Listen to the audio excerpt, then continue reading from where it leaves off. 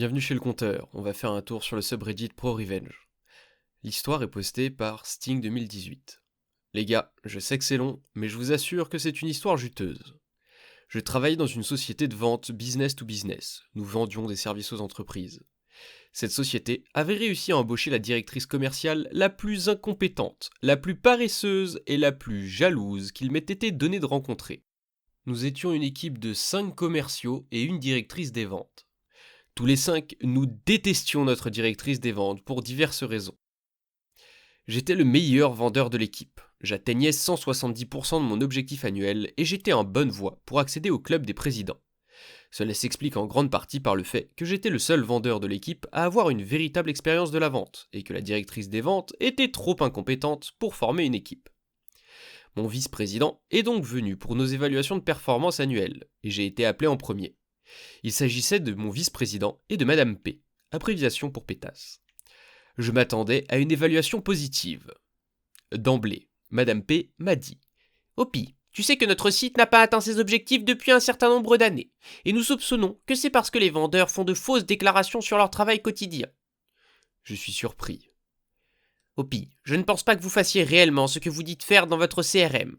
C'est quelque chose qui pourrait vous faire renvoyer. » J'ai regardé Madame P et je lui ai dit « Vraiment ?»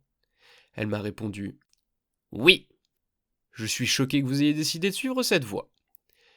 Madame P, avec un sourire confiant, m'a dit « Nous devons faire ce qu'il faut pour que ce site atteigne son objectif. » Très bien, jouons à un jeu, Madame P.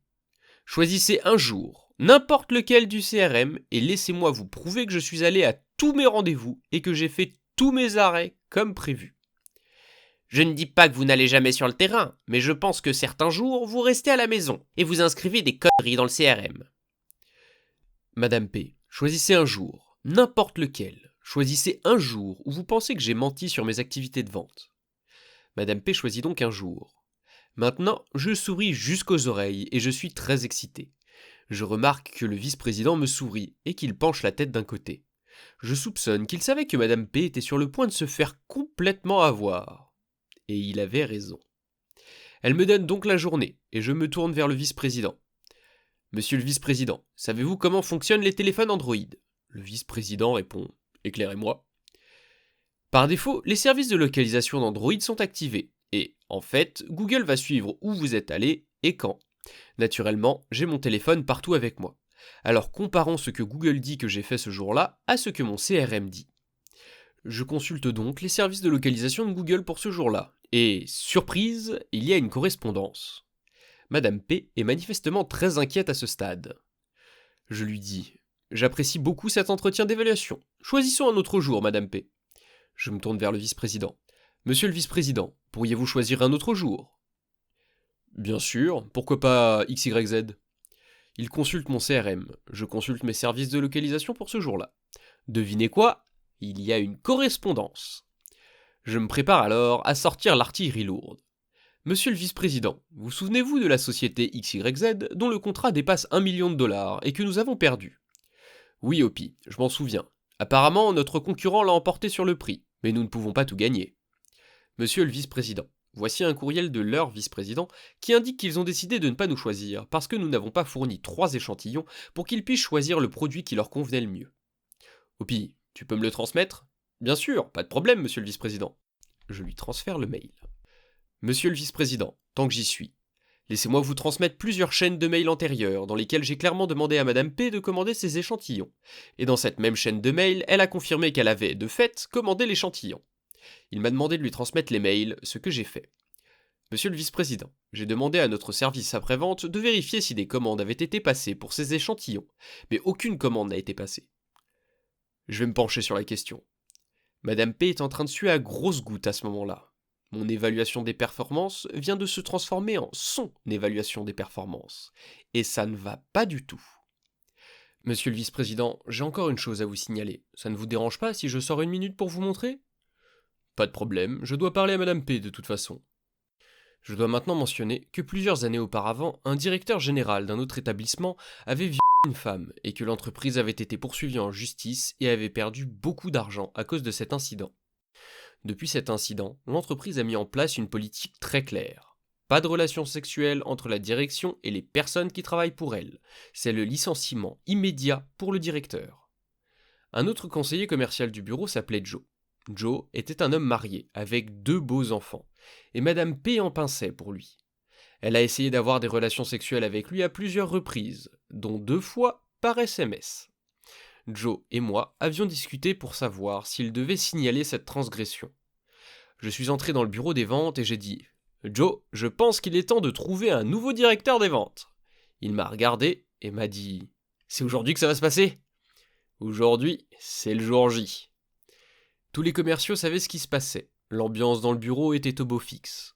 Joe et moi commençons à marcher vers la salle de conférence lorsque le directeur du site, qui n'a pas participé à l'évaluation des performances, nous voit et demande « Que se passe-t-il » Joe répond « Vous allez bientôt devoir engager un nouveau directeur des ventes. » Le directeur du site était confus. Il a dit qu'il venait à la réunion et nous avons dit d'accord. J'ai frappé à la porte. Le vice-président a dit d'entrer, ce que j'ai fait. Nous étions là, Joe, le directeur du site et moi-même. Madame P savait exactement ce qui allait se passer. Nous avons tous pris place et j'ai demandé au vice-président. « Monsieur le vice-président, je voudrais juste clarifier une politique de l'entreprise. » « Bien sûr. » Est-il vrai que si un directeur tente d'avoir une relation sexuelle avec une de ses subordonnées directes, il est immédiatement licencié? Le vice-président se redresse, prend un moment et répond « Oui, si quelque chose comme ça est porté à ma connaissance, j'aurai les mains liées et je devrais licencier le directeur. » Joe a quelque chose à vous montrer. Madame P s'est levée et est sortie de la salle de conférence. Elle était sur le point de pleurer. Cela se voyait. Son monde, sa carrière venait d'être complètement détruit. Et je pense pas qu'elle voulait être là pour la fin. Joe a ensuite raconté au vice-président qu'il était un homme marié et heureux, avec 2 beaux enfants, et que Madame P ne cessait de le draguer. En fait, elle lui a envoyé de nombreux textos à caractère sexuel, et, à 2 reprises, l'a ouvertement invité à avoir des relations sexuelles avec elle. Une fois au bureau, et une fois à son domicile, alors qu'il lui avait clairement fait comprendre qu'il n'allait pas avoir de relations sexuelles avec elle. Le vice-président a demandé à voir les textes, et Joe les a fournis. Le vice-président lui a demandé de faire une capture d'écran et de l'envoyer par mail, ce que Joe a accepté. Le vice-président lui dit alors « Je vais vous demander à tous les 2 de retourner au bureau des ventes. Le directeur du site et moi-même avons des choses à nous dire. » Nous retournons au bureau des ventes. Je remarque que le bureau du directeur des ventes a été vidé. Apparemment, Madame P était en colère. Elle était effondrée et pleurait. Et elle a dit qu'elle rentrait chez elle. Joe a ri et a dit « Ouais, elle ne reviendra pas. » Cela fait environ 20-25 minutes que le vice-président est entré dans le bureau des ventes et m'a demandé de me rendre à nouveau dans la salle de conférence, ce que j'ai fait. Je suis assis et le vice-président m'a dit « Je voulais vous informer que Madame P a été licenciée avec effet immédiat. Cela dit, après votre évaluation des performances et en regardant vos chiffres, vous êtes notre meilleur représentant des ventes sur ce site et vous méritez rien de moins que des remarques extraordinaires sur votre évaluation, et vous les aurez. Merci, mais j'ai une question à poser. Bien sûr, n'importe quoi. Comment puis-je postuler pour le nouveau poste de directeur des ventes qui vient de s'ouvrir ? Le vice-président rit et dit « Vous aimez vraiment battre le fer pendant qu'il est encore chaud, n'est-ce pas ?» J'ai répondu par l'affirmative. Il m'a dit qu'il en informerait le directeur du site et que je pourrais déposer ma candidature.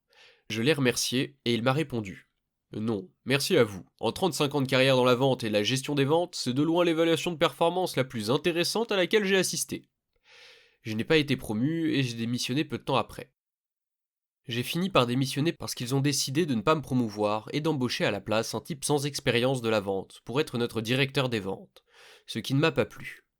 De plus, notre service était nul et ne pouvait pas fournir ce que je vendais. Et aussi, une autre entreprise m'a proposé plus d'argent. Eh ben Opi, sacrément bien joué. Elle a voulu te faire virer, c'est toi qui l'as fait virer. Je comprendrai jamais pourquoi un directeur cherche à punir son meilleur employé.